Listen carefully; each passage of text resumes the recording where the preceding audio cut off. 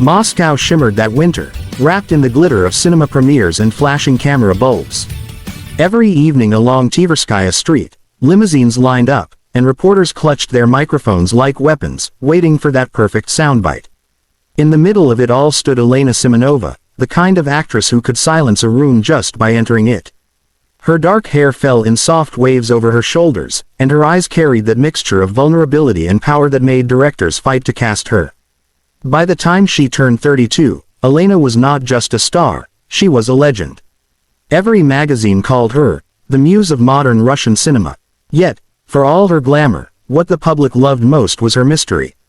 She rarely spoke about her private life, never appeared in tabloids, and when asked about love, she would simply smile and say, "Some stories aren't meant to be shared."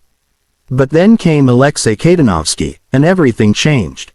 Alexei was the kind of man who could charm even the coldest critics. A director with a storm behind his calm blue eyes, he had built a reputation as a genius, someone who could turn even the dullest script into poetry. He'd spent his 20s traveling through Europe, working in theater, and studying film in Paris before returning to Moscow to revolutionize Russian cinema. Their first meeting happened on the set of a historical drama, The Last Ball. Elena was cast as the Empress, Alexei was the director. The first day was chaos, broken lights, missing props, and a producer on the edge of a nervous breakdown. Elena arrived late, wrapped in a fur coat, sipping black coffee. When she finally met Alexei, he didn't greet her like everyone else. He didn't flatter her, didn't tell her how beautiful she looked on camera. Instead, he simply said, "Let's make something people will remember." That single line hooked her. They began spending long nights together on set, talking, rewriting scenes, arguing about the meaning of art and truth. She admired his intensity, he adored her fearlessness. Soon, their professional collaboration turned into something deeper. Moscow whispered about them, the brilliant director and his muse, the fire and the flame. By the time The Last Ball premiered, they were inseparable. The film became a national sensation, sweeping awards across Europe.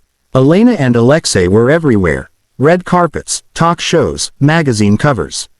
They smiled for the cameras, their hands brushing against each other's as if by accident.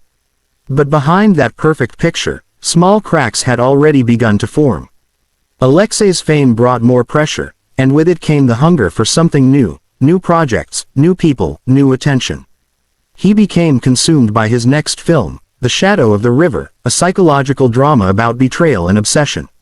Elena assumed she would naturally play the lead. After all, she'd been his star, his inspiration. But one afternoon, Alexei announced at a press conference that the lead role would go to Irina Mirova, a young actress barely 21, fresh from acting school. The news hit Elena like a knife. She had stood beside him through every struggle, every late-night script rewrite. Now, she watched him hand her place, and perhaps his affection, to someone new. Why her? She demanded that night when she stormed into his apartment. Alexei didn't look up from his notes. "Because she's right for the part. And I'm not. You're too perfect, Elena. Too controlled. I need chaos." That word, chaos, echoed in her mind long after she left. From that day on, their relationship became a quiet war. Elena tried to pretend nothing had changed, smiling at events, posing for photographs beside him. But the rumors wouldn't stop. Gossip columns printed grainy photos of Alexei and Irina laughing together at cafes, walking late at night through the Arbat. Alexei denied it all, insisting it was purely professional, but Elena knew better. Still, she stayed. Love, after all, is rarely logical, especially for those who live in the world of performance. Weeks passed. The film's production began. Alexei spent every waking hour with Irina, shaping her performance, whispering directions that once belonged to Elena. Meanwhile, Simonova's phone stopped ringing. Producers feared her temper, and journalists wanted scandal, not silence. Her name, once sacred, was now tangled in speculation. Then came the night everything exploded. It was the Golden Birch Awards Gala, the most prestigious night in Russian cinema. Elena arrived dressed in deep emerald silk, her hair pinned up like a crown.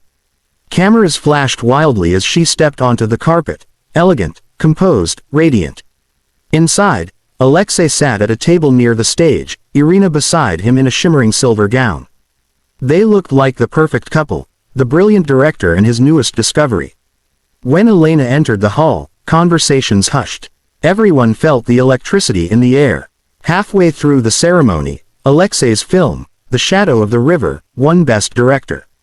As he stood to accept the award, Irina reached out and brushed his arm, a gesture so small, yet so intimate it set the audience buzzing.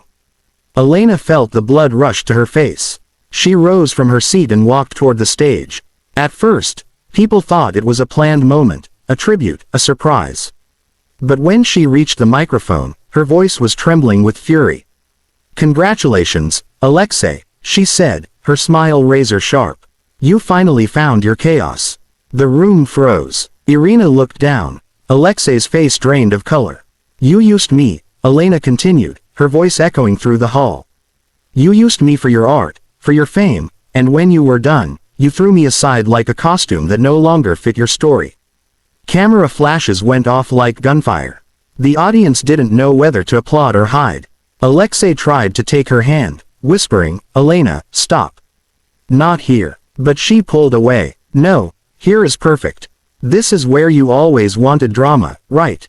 Well, here's your masterpiece." With that, she turned and walked off the stage, leaving behind stunned silence. Within minutes, every phone in the room buzzed with headlines. Simonova confronts Kaydanovsky live at awards, Moscow in shock. The following morning, the footage was everywhere.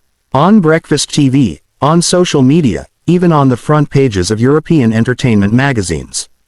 The once adored couple became the most talked about scandal in the city. Some called Elena brave, others called her unstable. But no one could look away. For Alexei, the fallout was catastrophic. Sponsors pulled back, producers hesitated to work with him. His new film, despite its artistry, became overshadowed by the drama. For Elena, the damage was quieter but deeper. She shut her phone off, stopped answering calls, and disappeared from Moscow's bright lights. Yet even as the city devoured their downfall, people whispered in private that perhaps there was something tragic, even poetic, about it all. Two artists who loved too fiercely, destroyed by the same fire that once made them shine.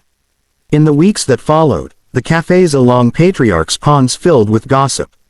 Some said they saw Alexei waiting outside Elena's apartment late at night, holding flowers that never reached her door. Others claimed Irina fled Moscow altogether, unable to bear the backlash. But Elena, she vanished into silence. She left her apartment in the center of the city and retreated to her late grandmother's dacha near Zvenigorod, a quiet, snow-covered village an hour from Moscow. There, surrounded by birch trees and the hum of the wind, she finally allowed herself to feel the weight of everything she'd lost. For days she didn't speak. She wandered the frozen garden, the silence pressing against her like a heavy coat. She remembered his voice, his laughter, the way he'd once looked at her as if she were the only woman in the world. Now, all of it felt like a distant dream, a film she'd once acted in but no longer recognized. One evening, as the sky turned violet, she sat by the fireplace and opened an old journal. On the first page, she wrote only one line: "I loved him more than art, and that was my first mistake."